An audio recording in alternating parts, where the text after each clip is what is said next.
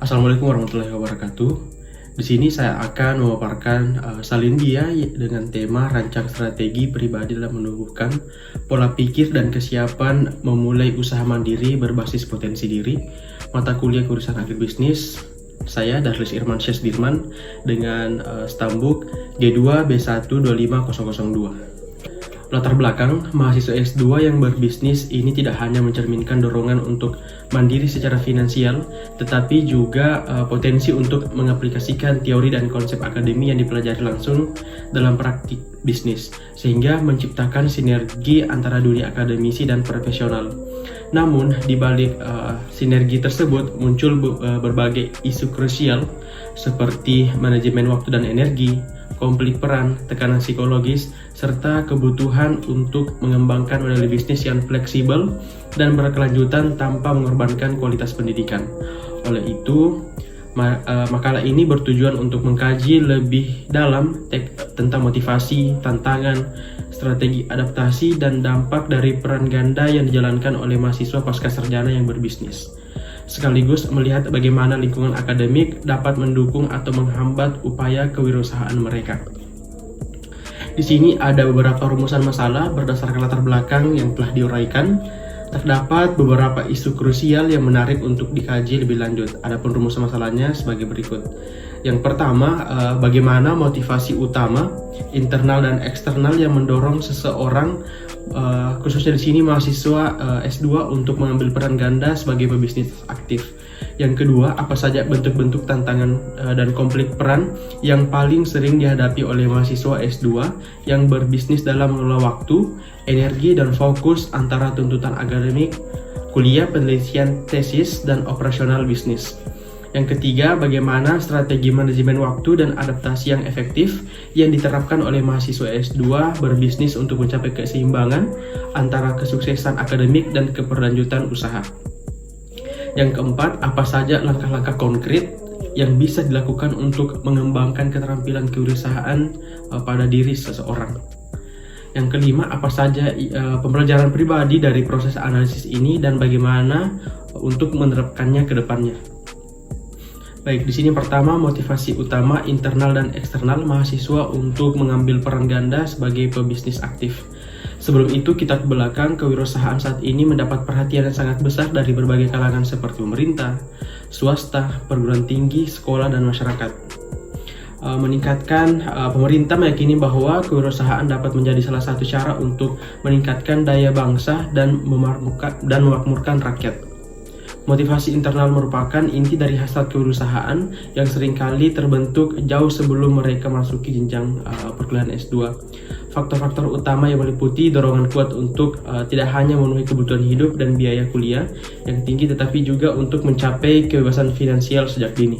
Yang kedua, bentuk-bentuk tantangan dan konflik peran antara mahasiswa S2 yang berbisnis dalam mengelola waktu, energi, dan fokus antara tuntutan akademik. Mahasiswa yang berbisnis semasa kuliahnya sejatinya mahasiswa yang luar biasa. Hal ini dikarenakan untuk kuliah saja sudah memerlukan pemikiran dan motivasi yang tinggi. Belum lagi dalam berbisnis, mahasiswa harus direpotkan dengan permasalahan nyata yang sangat mungkin tidak diajarkan di bangku kuliah. Banyak tantangan yang harus dihadapi seseorang untuk bisa memiliki usaha yang sukses, seperti harus mempunyai intelektual, mengetahui usaha, mempunyai modal untuk memulai usaha, dan berani bersaing dengan orang lain.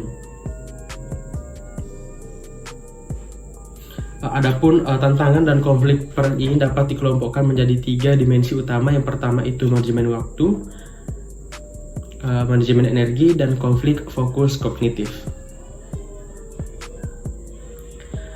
Selanjutnya yang ketiga, strategi manajemen waktu dan adaptasi yang efektif yang diterapkan oleh mahasiswa S2 berbisnis untuk mencapai keseimbangan antara kesuksesan akademik dan keberlanjutan usaha. Yang pertama di sini ada yang namanya penerapan metode manajemen waktu yang ketat. Manajemen waktu merupakan perencanaan, pengorganisasian, pengetahuan, dan pengawasan produktivitas waktu. Waktu menjadi salah satu sumber daya kerja yang mesti dikelola secara efektif dan efisien. Yang kedua ada manajemen kesejahteraan diri atau biasa kita sebut dengan self-care management. Menyadari potensi burnout, mahasiswa S2 berbisnis harus secara sadar mengalokasikan waktu istirahat. Yang pertama itu menjaga waktu istirahat, dan yang kedua adalah menerapkan gaya hidup sehat. Yang keempat, langkah-langkah konkret yang bisa dilakukan untuk mengembangkan keterampilan kewirausahaan. Dunia pendidikan tidak hanya cukup untuk menguasai teori-teori, melainkan juga mau dan mampu menerapkannya dalam kehidupan sosial, misalnya pendidikan kewirausahaan. Nah, di sini untuk beberapa langkah-langkah konkret yang bisa dilakukan sebagai berikut. Yang pertama itu pengembangan pola pikir, yang dimana pengembangan pola pikir di sini kita bisa memulai dengan menumbuhkan hasrat untuk mencapai kebebasan finansial dan kemandirian dari ketergantungan. Yang kedua, tingkatkan rasa percaya diri dan keinginan untuk mengaktualisasikan diri serta mengaplikasikan ilmu. Dan yang ketiga, latih diri untuk mengambil resiko terukur, melihat peluang di balik masalah, dan memiliki inisiatif yang tinggi. Yang kedua, aplikasi ilmu dan integrasi peran. Di sini bisa mengambil langkah-langkah sebagai berikut. Yang pertama, terapkan dan uji teori, model, dan hasil penelitian terkini yang diperoleh di S2 secara langsung ke dalam bisnis. Yang kedua, ciptakan sinergi dan mengintegrasikan topik tesis dan bisnis yang dijalankan, menjadikannya sebagai studi kasus. Yang ketiga, fokus pada strategi bisnis dan aspek intelektual tesis. Dan yang ketiga di sini ada yang namanya manajemen dan adaptasi praktis. Di sini bisa kita lakukan adalah mengembangkan disiplin melalui penerapan metode manajemen waktu yang ketat. Yang kedua, latih kemampuan delegasi tugas operasional dan kurangi keterlibatan pada tugas yang tidak strategis. Yang ketiga, ada yang namanya pelajari cara mengotomisasi proses bisnis. Dan yang kelima adalah pembelajaran pribadi dari proses analisis ini dan bagaimana menerapkannya ke depan. Nah, di sini ada beberapa tantangan dan strategi keberhasilan dalam menjalankan peran ganda yang kompleks. Yang pertama itu sinergi antara teori dan praktik sangat penting. Dan yang kedua, kemandirian dan kontrol adalah pendorong utama kewirausahaan.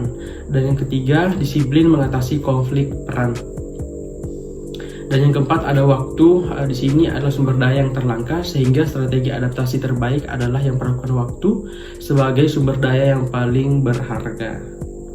Adapun langkah-langkah konkret dengan menerapkan mentalitas adaptif yang melihat setiap tantangan sebagai peluang, serta melatih diri untuk mengambil resiko terukur dan memiliki inisiatif tinggi dalam setiap proyek. Menerapkan metode time blocking secara konsisten untuk mengalokasikan waktu spesifik hanya untuk satu jenis tugas. Oke, baik. Adapun kesimpulannya, yang pertama di sini motivasi mahasiswa S2 untuk berbisnis adalah perpaduan yang harmonis antara kebutuhan pragmatis dan aspirasi yang lebih tinggi. Keputusan ini mencerminkan mentalitas adaptif yang melihat jenjang S2 bukan hanya sebagai terminal akademik, tetapi sebagai akselerator untuk karir kewirausahaan. Konflik peran yang muncul kemudian dilihat sebagai harga yang harus dibayar untuk mencapai kemandirian dan kesuksesan yang multidimensional. Dan yang kedua, konflik peran yang dihadapi oleh mahasiswa S2 yang berbisnis adalah multidimensional, mencakup waktu, energi, dan pola pikir. Tantangan utama mereka bukanlah hanya melakukan dua hal sekaligus, melainkan mengelola transisi yang menurut antara pola pikir analitis dan pragmatis, tanpa mengorbankan kualitas di salah satu peran. Dan yang ketiga adalah strategi adaptasi yang paling sukses bagi mahasiswa S2 yang berbisnis adalah menciptakan sinergi antara peran akademik dan bisnis. Yang keempat, secara implisit menunjukkan keterampilan kewirausahaan yang dikembangkan dan diterapkan adalah dengan pengembangan pola pikir, aplikasi ilmu, dan integrasi peran dan manajemen dan adaptasi praktis. Dan yang terakhir, yang kelima, langkah-langkah konkretnya adalah dengan menerapkan mentalitas adaptif yang melihat setiap tantangan sebagai peluang, serta melatih diri untuk mengambil resiko terukur dan memiliki inisiatif tinggi dalam setiap proyek. Itulah penjelasan terkait dengan rancangan strategis mahasiswa yang sedang berbisnis, atau di sini judul makalah yang saya paparkan adalah rancangan strategis pribadi dalam menumbuhkan pola pikir dan kesiapan memulai usaha mandiri berbasis potensi diri.